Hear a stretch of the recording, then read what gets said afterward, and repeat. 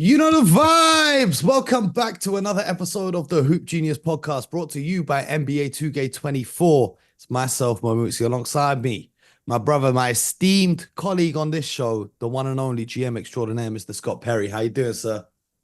Doing great, Mo. How you doing? How's the Oh, last couple of days been after that championship and soaking in for you and your Boston Celtics? man, I've been celebrating like I was on the team. I've been celebrating like I was averaging 25 and 5 in the finals. I bet you have, Oh, but man. I'm sure we can't hear all the stories Oh on no air no though. no So. no no no! We gotta keep that. We gotta keep that aside. You know what I'm talking about? That ain't for the podcast. We're gonna keep it moving. It's good to be back. It's good to be back. Shout Yeah, out to all the listeners who absolutely. hollered at me saying that they missed the show. We're back. Don't worry. We're here all off season. We're gonna be talking drafts coming up later this week. We're gonna be talking free agency, all sorts of good stuff. But with the GM extraordinaire in the house, Mr. Scott Perry, big part of the GM's job is finding the right coach for the team. And we've seen a few Mhm. coaching moves over the recent weeks and so in the NBA. And I wanted to get some of your thoughts on them. So let's start with the one that Okay. everyone's talking about. The Lakers ended up not going with Dan Hurley. They've gone with JJ Redick, who will be the new head coach of the Los Angeles Lakers. Scott, what was your immediate reaction upon hearing this? Well, first of all, let me issue a public congratulations to JJ Redick. Happy for him. What an awesome opportunity for him to go to one of the most iconic franchises in the NBA.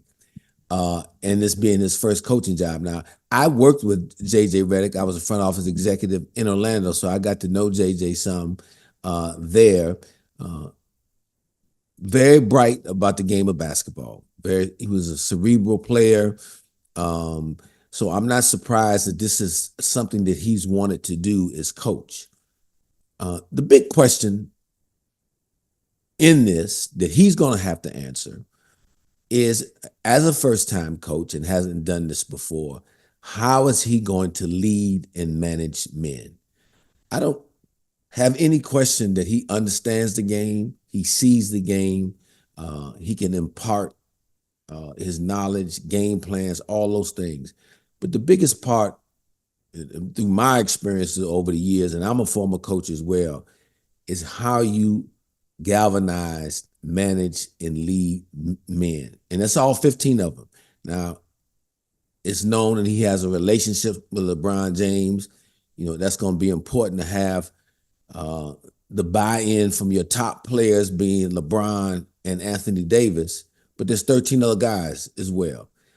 You got to get them to buy in as well. Now, LeBron and AD can help in the beginning with that, but that's something he's got to sustain. And he knows that coming into the door. I think JJ realizes that as a former player, he knows that he's never done this before, but there have been guys that have gone down this path, former players with no coaching experience, and some have had good success. I mean, you can go back to, Mark Jackson, Doc Rivers, Steve Kerr. Steve Kerr, done good jobs. Didn't go quite as well for a Steve Nash, but again, the precedents have been there. The difference in him taking over the Lakers job as opposed to some of those other jobs as first-time head coaches is all the external noise and the expectations that come with that job. Regardless of what we say here, because he's with the Lakers, and if LeBron James is back there and Anthony Davis is back there, there's going to be an expectation that they win big and challenge in the Western Conference to be one of the top teams. But you and I know, Mo, currently constructed, this roster is not good enough to be there. They've shown you that. So we'll see.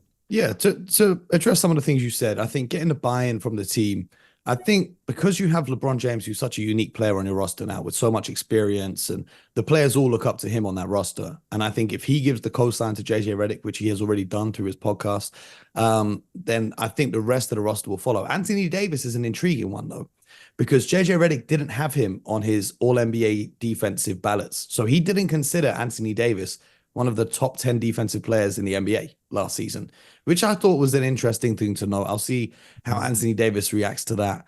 whether he can match that. I think the big thing, though, for a first-time coach coming in is assembling the right assistants. You know, there's rumors about Rajon Rondo or JJ's former coach, Van Gundy as well, coming in and being assistants there. And I think having that leadership and experience of the assistant coaches as well can be crucial to him doing his job correctly, because a lot of people don't understand how much of an impact the defensive coordinator, the offensive coordinator, the guys who work individually with the players, they all have on the team.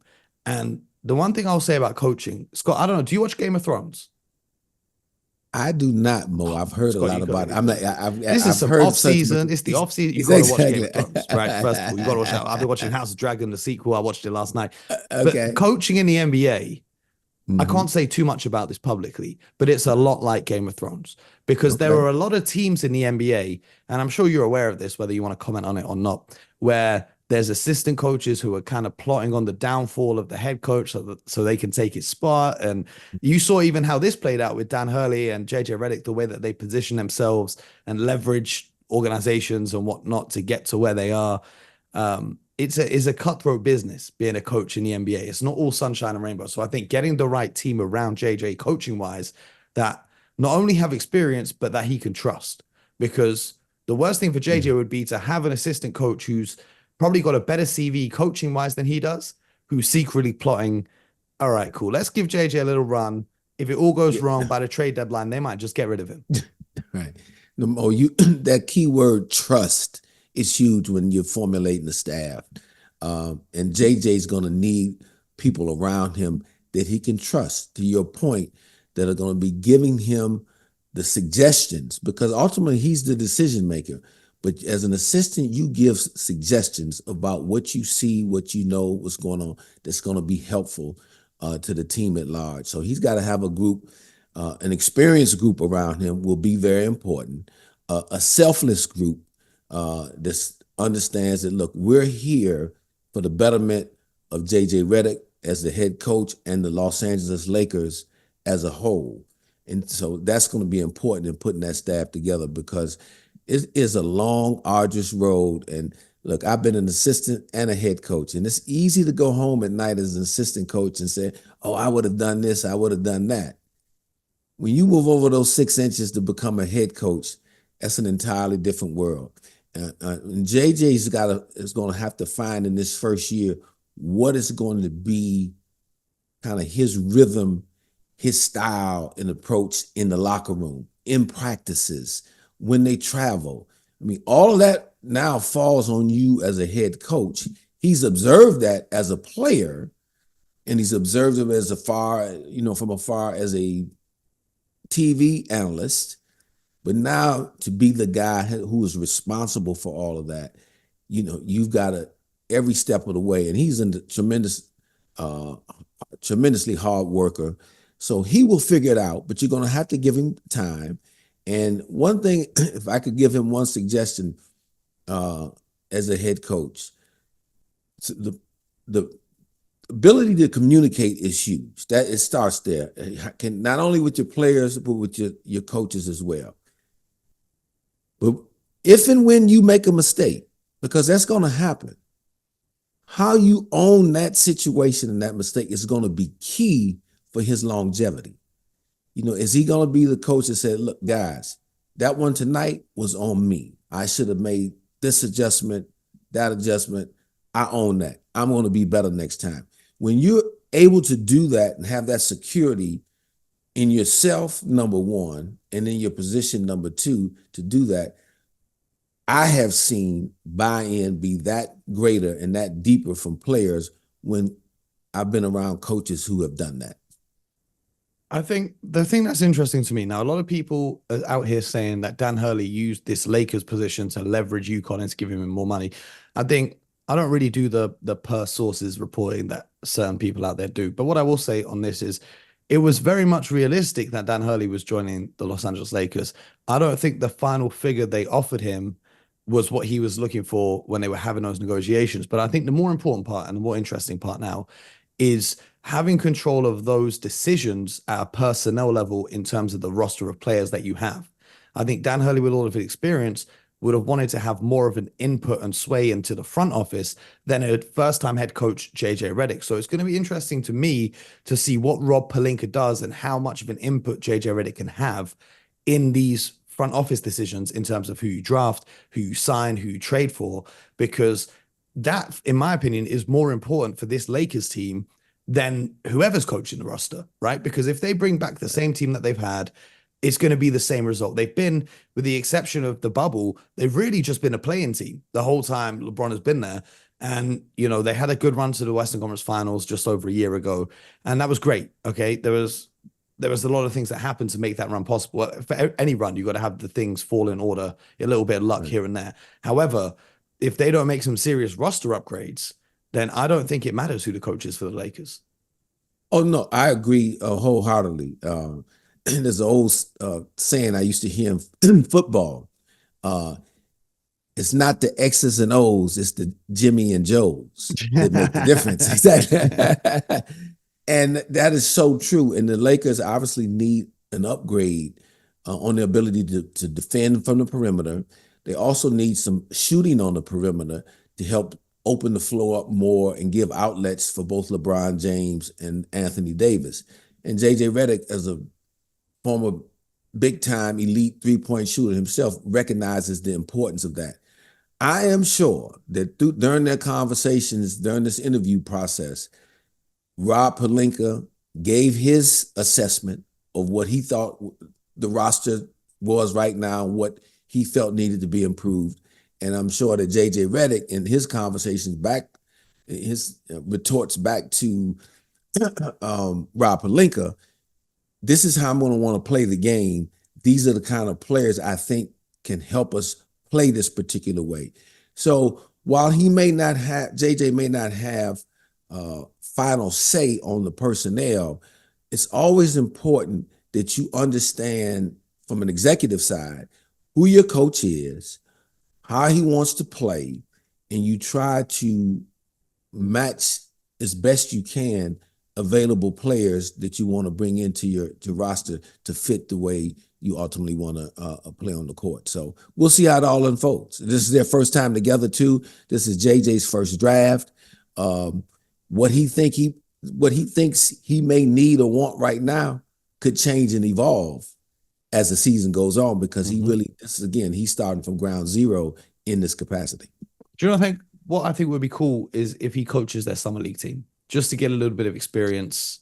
And I think that's, and I've seen that first time head coaches do that. Yes, but I've seen it though. And it would be a smart move on his part to do that, just to get, again, like I said earlier, to get his voice, to get a feel, just, to stand up, interact with the referees. Again, even though it's summer league, it's not a regular season game, it's still a great dress rehearsal and practice. And I wouldn't be surprised to see him do that in this summer. You see that JJ Redick's opened the pipeline for podcasters to become coaches.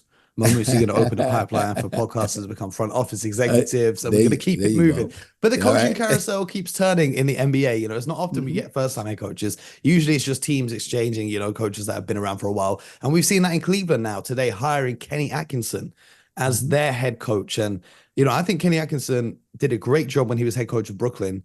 And I think it would have gone a lot better for Brooklyn had they kept him instead of getting Steve Nash in. But now he's in Cleveland. And Scott, it goes back to what you were saying about it's not the X's and O's. It's the what did you say was the phrase? The Jimmy and Joes. It's not the X's and O's. The Jimmy and Joes. Exactly. This is the biggest question for Cleveland.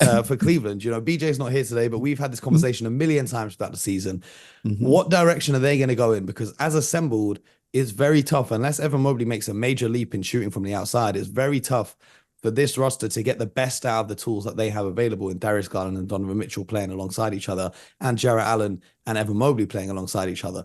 So with this hire for Cleveland, I don't think JB Bickerstaff did too bad of a job with the tools he had available. He gets a lot of criticism from the fans, but it's easy to blame the coach because on paper you see talented players and you just assume that there should be a way for them to work together. But sometimes it just doesn't fit. What do you see the direction of the Cleveland Cavaliers moving forward? And if you were in that seat, what would you do with the Cavs? First of all, let me congratulate JB Bickerstaff. Even though he lost his job, thought he did a really good job with the Cavaliers. They were in prime position this year. They advanced around into the playoffs. Thought he did an excellent job. Very well deserving of another opportunity to become a head coach in this league.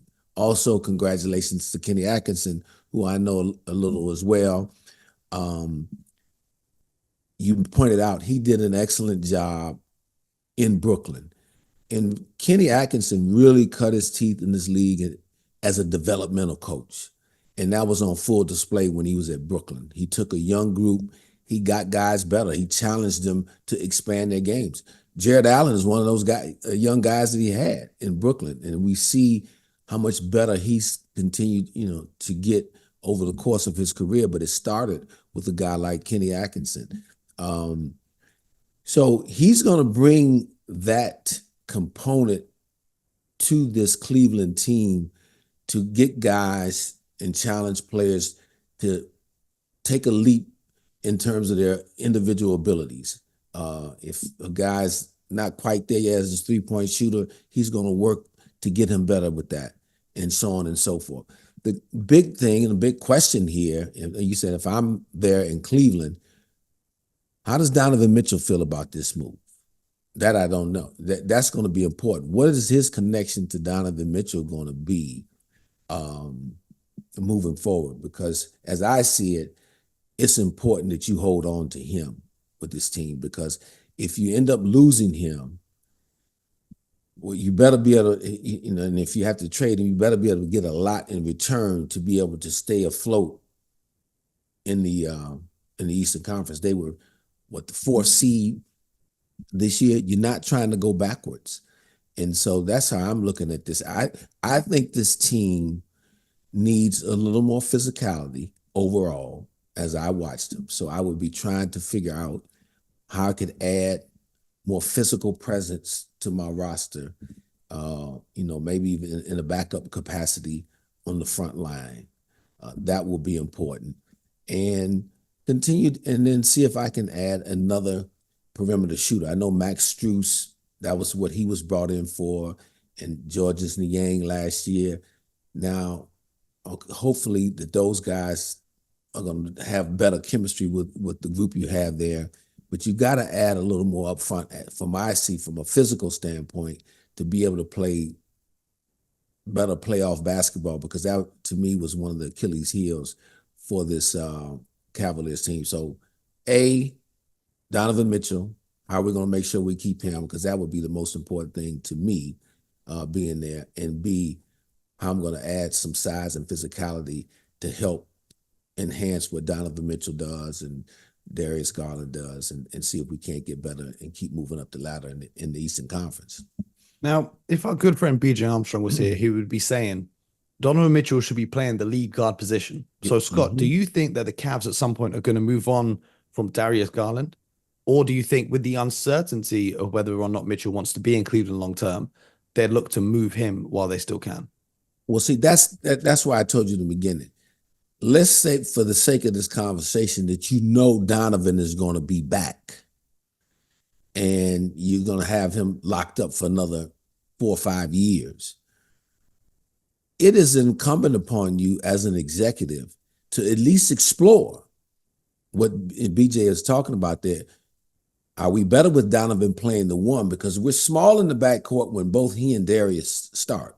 But if I can play Donovan at the one and then have a two guard that's 6'5" to 6'7", now that changes the dynamic of our team. And this is no disrespect to Darius Garland, who they drafted, who was homegrown, and a lot of times that can be emotionally tough for teams to let go of somebody that you've groomed, and he's become an all-star. You've paid him. He's part of the fabric of who you are. But at least behind the scenes, you have to be looking and exploring, is there an opportunity to go get a two guy? You look at a guy like a Contavious Caldwell Pope. He's not an all-star, but he's a two-way. He's a champion. Two guard. That's what he is. He's a champion. He has the defensive chops that you want. He can shoot the three. Do you put a pairing like that together? And would he be somebody of interest to somebody like the Denver Nuggets? So those are the kind of things you have to look at. But again, it all starts with your comfort level and knowledge of being able to keep Donovan Mitchell, because he is, in my opinion, without question, the star of this team, and someone that if I were there, you're going to try to figure out how we're going to continue to keep, build around, and move forward with. Yeah, if you look at recent years, no team has been able to repeat as champions in a while now since that Warriors dynasty. But the two players who have been able to get multiple championships are Kentavious Caldwell-Pope and Drew Holiday. So having a defensive-minded guard on your roster is imperative to success in the modern NBA. I think if you have two guys who are shot creators, who are great offensively, but defensively, although you could see an uptick in their effort this season, ultimately they're not guys that can go and lock down, especially in a league now where there's so much talented perimeter scoring available on almost every team in the NBA. I think they definitely need to go, and KCB is a fantastic shout of a guy that they're going to that they should be trying to acquire. And then we've got one more coaching rumor at this point, because James Borrego was in the mix for the Lakers job and for the Cavs job. I'm going to ask you this, Scott, because now it's rumored James Borrego is going to be the assistant for the Detroit Pistons, not the assistant, the head coach for the Detroit Pistons. Can I tell the truth to the people on this situation? Should I let I'm them listening. know? That's who you are, Mo. So I'm ready for the truth. Now, For this your is the truth. reason why earlier in the show I compared coaching in the NBA to Game of Thrones. Because oftentimes it's not about the kind of coach, and I'm not discrediting James Borrego or any of these coaches in this Yeah, manner. and I work with James Borrego in Orlando, so I know James Borrego. He's a Good very man. talented coach, right? Yeah, good man. However, Good man. a lot Yes. of these decisions are based upon who you're friends with and who your allies are in the NBA. And if you look at what the Pistons, if they do go with James Borrego, who is an assistant in New Orleans, hired by Trajan Langdon, who recently Yep. became the president of the Detroit Pistons organization, who just happened to be represented by Arn Tellem, who is the vice president, or was it vice chief executive of the Vice chair, Pistons organization? vice Chairman. chair. Okay, Yeah, there we go. right. Yes. But you Okay. can see how in Yeah. Game of Thrones, how it's all family trees. You can see the same thing happening in the NBA with agencies and with friendships and relationships just like that. So, for the Detroit Pistons, I don't know how things are going to go. I know that there were certainly better candidates they could have hired for their president of basketball operations job. One of them might be on the show with me right now. And I feel like they might have had, a better job at recruiting, maybe a coach that fits this roster better rather than someone that they've just worked with before or someone that they're friends with. So that's what I will say on the Detroit Pistons. But Scott, from your perspective, having worked with James Borrego, what would he bring to that roster if he was made their head coach? First of all, let me add a comment to what you just said, because I know it's very important. I shouldn't even say I think. I know it is. See, when you're in the position of leading a franchise, whether, we're talking ownership, presidents, GMs, coaches, head coaches, whomever, whatever leadership role you're in, you've got to make decisions that are best, that you firmly believe are best for the betterment of the organization. And it can't take into account personal relationships, nepotism or anything of that nature. You got to do what's best for the organization. I've always believed it. And the organizations that do that, you see continuously win. Now, if they happen to align on a couple of occasions, fantastic. But if that is your guiding light, then I have not seen that be overly successful, whether we're talking about the NBA, NFL, Major League Baseball. You're going to make decisions on, when you're talking about adding talent, players, coaches, executives to your team.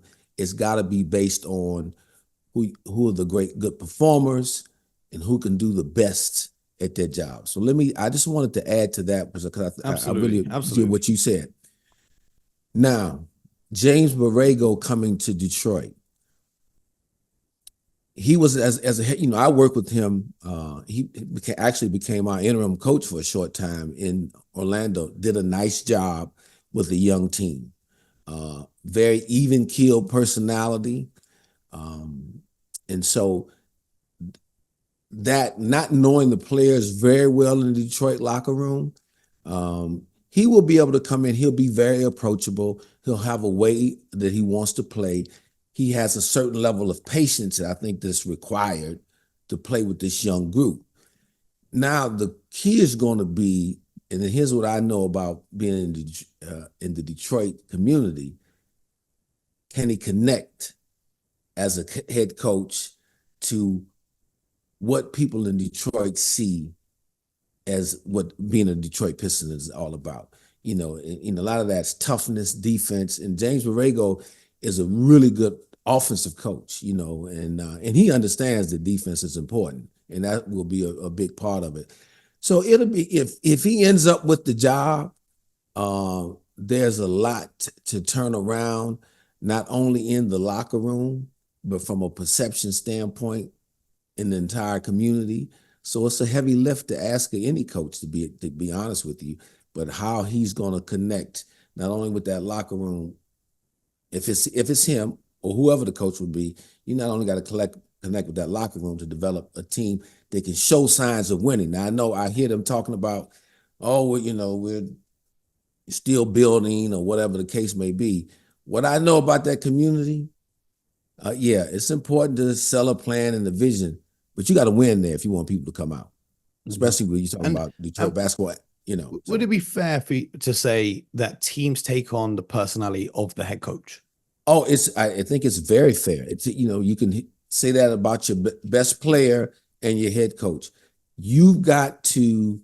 I've always been a firm believer in that teams that are successful have a true identity, and we've talked a lot of this about this on the show. I think nobody's done it better than the Miami Heat year in and year out. They take on the identity, you know, obviously Pat Riley's at the top of the chain, but Eric Spoelstra as a coach who's really an extension of Pat Riley, they are terrific at that. They have stated, this is who we are, and every day they coach to it, they practice to it, they trade to it, they communicate to the fan base, this is who we are, and it's so consistent that's why it's been so sustainable. And you're remiss if you don't mention the Miami Heat being involved in any conversation in terms of being a good team for the upcoming season, because they are that consistent and they have a true culture and identity. So that's going to be extremely important there in Detroit, because obviously over the past decade they have not exhibited that at all. There is no identity, and I can tell you firmly, having been in Detroit when we were really good during that decade from 2000 to 2011, 12, that we definitely had an identity that reverberated, represented the city of Detroit, and they haven't done anything remotely like that since. Yeah, they're lacking in the toughness of those. When you think of the Detroit Pistons teams and everyone who's won in Detroit, it's just toughness is the only word that springs to mind. And right now, you know, it's rumored that they're going to move Isaiah Stewart, and then after that, where's the toughness really coming from in that team? It's hard to sell a finesse team in Detroit, Michigan. I can tell you that. I don't care whether it's hockey, football, but I also baseball, think it is hard for a finesse team to win in the NBA.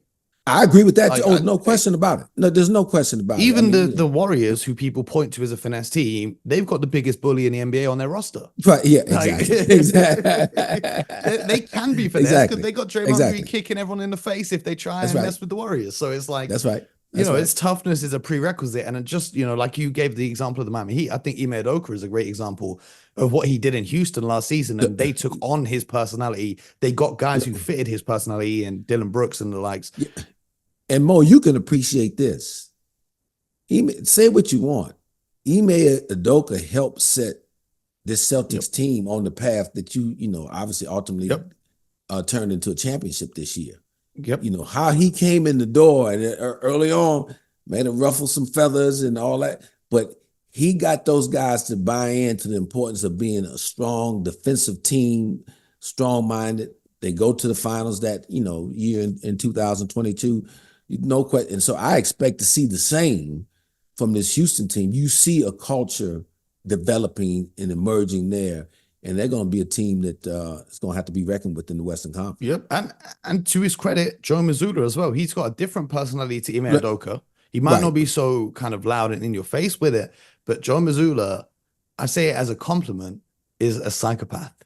Like the way he showed his players UFC fights before the game.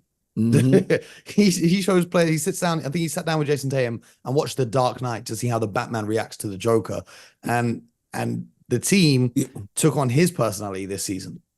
Give him credit, and I would say this to any aspiring coach. You have to be true to who you are as a person. You can take certain strategies and tidbits from certain coaches, but you can't try to become that personality. So, to go back and, if you look now, you talk about Ime. Joe Mazzulla is not Ime the person.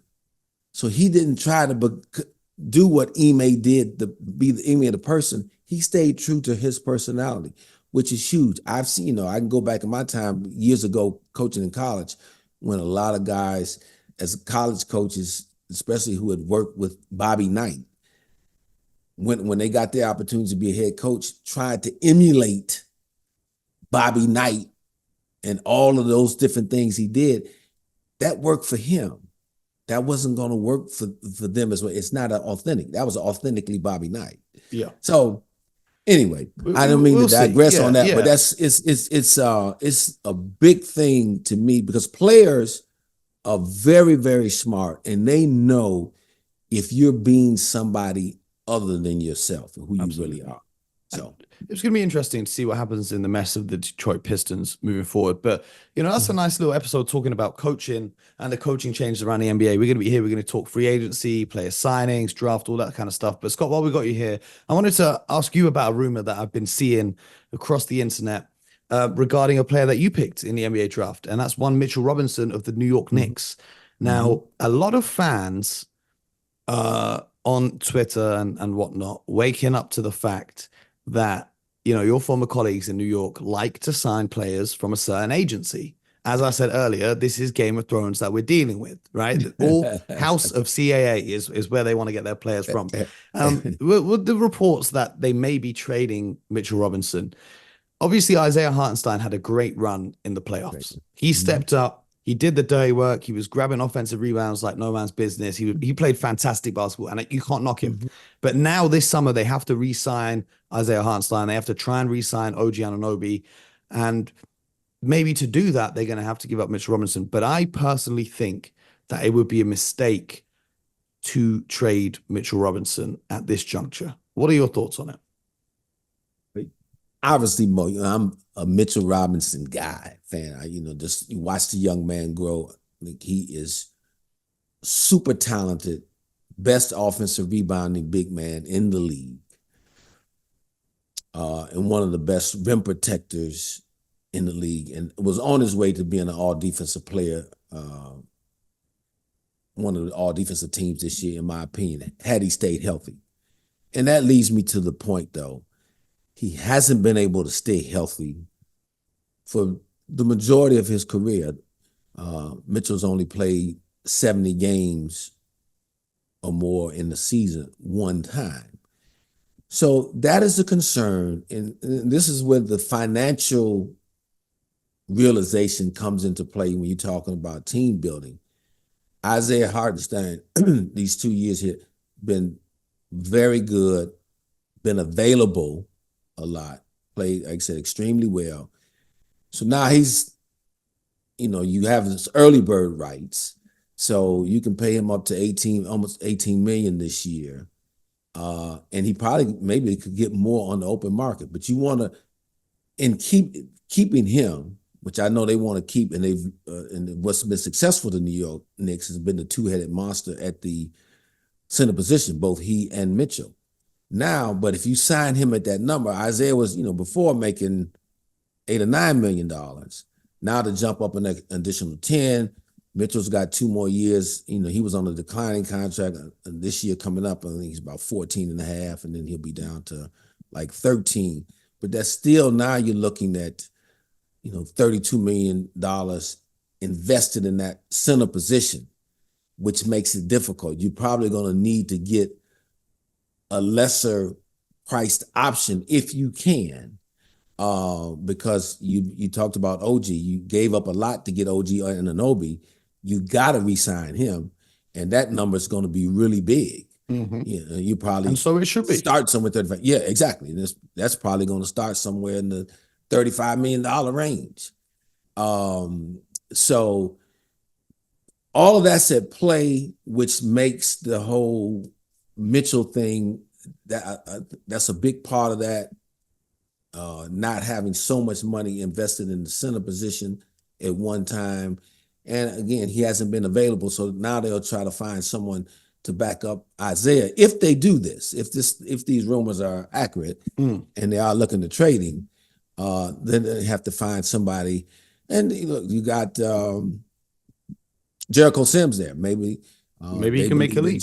Yeah, maybe Jericho Sims can make that leap. He's making $4 or $5 million as the backup to Isaiah. You have it covered, but you've gone on and really invested in OG, and maybe leaving yourself open to add another player that's going to make a lot more money and not have so much invested in the center position.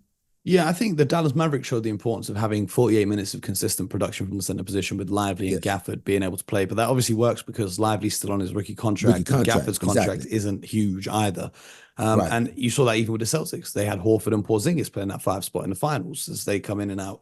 So it's going to be interesting to see how it progresses. I know the Knicks still have Bogdanovic's contract that they could include in trades as well. There's been some rumors about Paul George, if you combine Robinson and Bogdanovic together for the Clippers, if he doesn't want to stay there. There's some rumors about Kuzma coming over from the Wizards. And by the way, I think if the Wizards get Mitchell Robinson, that would be amazing for them. Especially with the number 2 pick in the draft this year and Bilal Coulibaly, the way he's developed. And I think he's on track to have a huge season next year.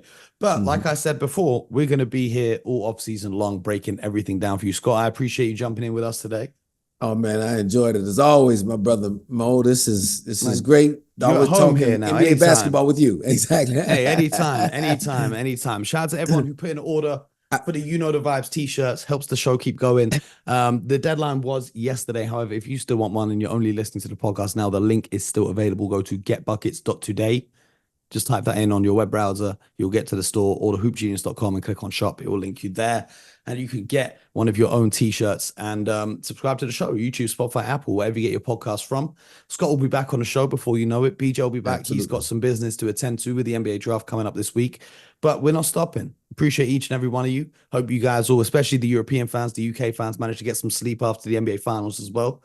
And until next time, you guys know the vibes. Get buckets.